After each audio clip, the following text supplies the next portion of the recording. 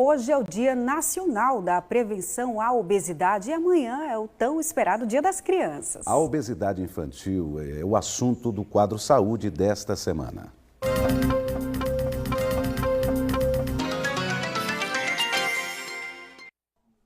Toda criança gosta de uma mesa pra lá de colorida e doce. Só que nesta daqui não tem as tradicionais guloseimas. O doce é o das frutas mesmo. E a Lívia adora. Eu ainda gostava de manga, não gostava de morango, já gostava de banana. Eu só comia algumas frutas. Eu não comia tomate, mas agora eu como nem ovo. Olha, mas ela não era assim, viu? Não gostava da maioria dessas frutas e estava bem acima do peso há pouco tempo. Foi aí que a mamãe decidiu refazer a educação alimentar da filha. A Lívia melhorou muito, ela perdeu peso, o que não era o objetivo inicial. O objetivo inicial era que ela não ganhasse mais peso e que ela tivesse uma reeducação alimentar.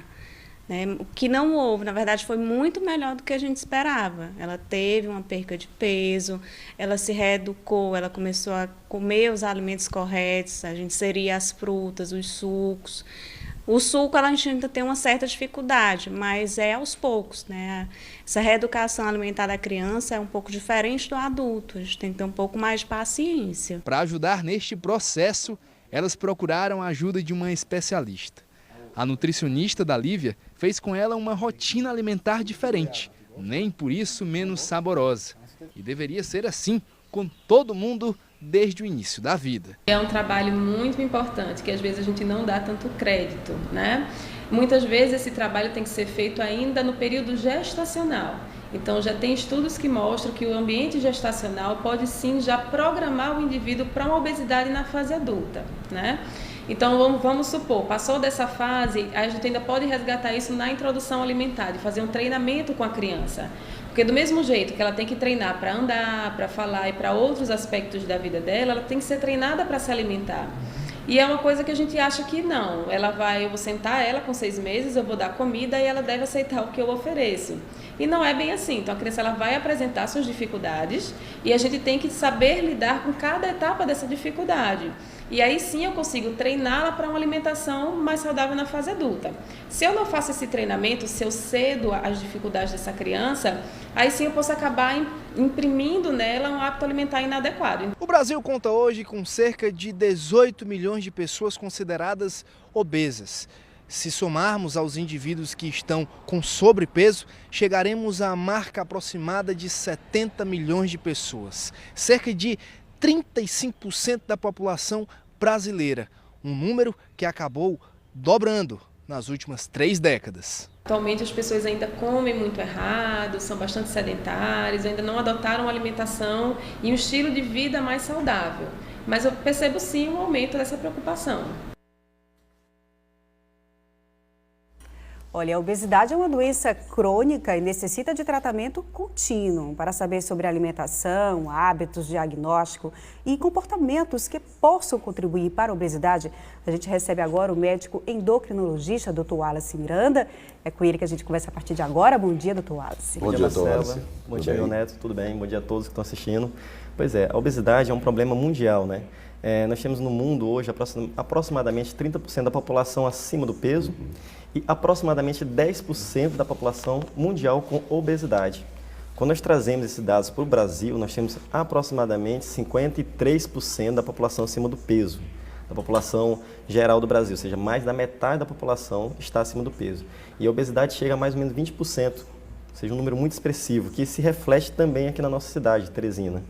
A obesidade, doutor, ela precisa ser tratada em vários aspectos, inclusive o emocional, até o emocional? Certo. São vários fatores que influenciam nessa obesidade. Existem os fatores genéticos, existem os fatores ambientais, que a gente chama, que é a parte da atividade física, a parte da alimentação saudável. Dentre esses fatores que influenciam nessa alimentação, o emocional ele influencia bastante. Um transtorno de ansiedade, ele pode fazer com que a pessoa se alimente mais e o fato da pessoa até se alimentar mais propicia também um transtorno, pode desencadear um transtorno de ansiedade também. Então, Wallace, quando podemos dizer que uma pessoa, uma criança é obesa? A partir de quando? No caso da criança tem uma particularidade, a gente tem que avaliar cada idade, o comprimento dessa criança, o peso da criança, então nós temos tabelas específicas. Para o adulto é mais simples, mas para a criança, ou seja, a criança tem que ter um acompanhamento desde sempre, com sua pediatra, avaliando esse risco.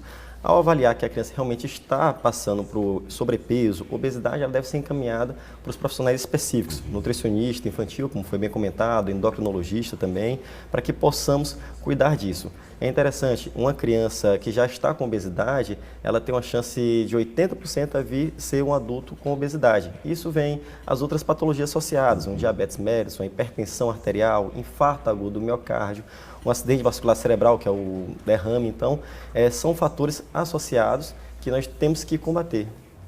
Doutor, a gente já tem até pergunta de telespectador.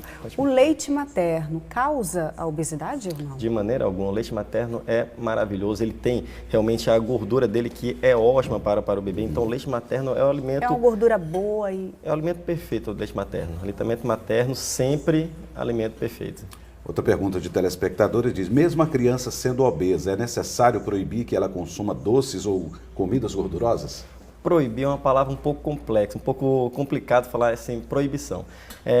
No caso, a criança obesa, a gente tem que analisar o espectro total, ou seja, seria o pai, a mãe, a família. Então, a família tem que entrar numa modificação de estilo de vida. Não basta a gente falar assim para a criança, ó, tem aqui um refrigerante que eu estou tomando todo dia e você não pode tomar. Então, aí já está um pouco errado. Então, tem que avaliar de maneira geral. E determinados alimentos a gente pode inserir, sim, na alimentação da criança, a depender do que está sendo feito no dia a dia. Foi muito bem comentado, a gente tem que, na reportagem, né, tem que aumentar a ingestão de frutas, hortaliças, verduras. A criança tem que ingerir, por exemplo, 5 porções dessa, mais ou menos, por dia. Como é que a gente pode fazer isso? A gente pode levar a criança quando for fazer feira. Ele vai fazer a feira e já começa a apresentar as frutas e verduras para a criança. Na criança, a gente tem que tomar cuidado com o tempo de tela. O que seria esse tempo de tela? É o tempo que fica parada em frente a uma televisão, um smartphone, um computador, jogando um videogame parado. Então, esse tempo de tela, acima de 2 anos de idade, tem que ser até no máximo 2 horas. Hoje, a gente vê muito comum deixar a criança à vontade para que os pais possam fazer outra atividade. Mas, na verdade, tem que ser no máximo 2 horas. Nas crianças, acima de 2 anos de idade. Abaixo de 2 anos de idade, evitar o máximo possível. Mas isso por quê? Porque aumenta a chance de ter obesidade infantil. O fato dela ficar mais parada. Então, a gente tem que incentivar o que na criança? Movimentação. Tem que ter por dia algumas brincadeiras mesmo, brincadeiras atividade mesmo. física. Correr mesmo, brincar, andar de bicicleta, natação também, qualquer atividade física. A criança tem que ter uma atividade 1 hora por dia, uma atividade mais intensa, 1 hora por dia.